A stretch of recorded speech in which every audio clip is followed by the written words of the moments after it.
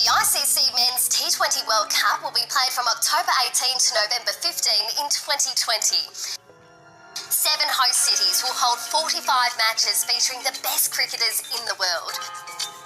The pools for the men's competition are based on the ICC MRF Ties T20 rankings at the end of 2018. Teams 1 to 8 advance automatically to the Super 12 stage.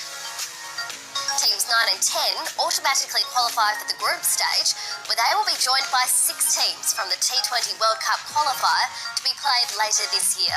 The top 2 teams from each group will progress to the Super 12.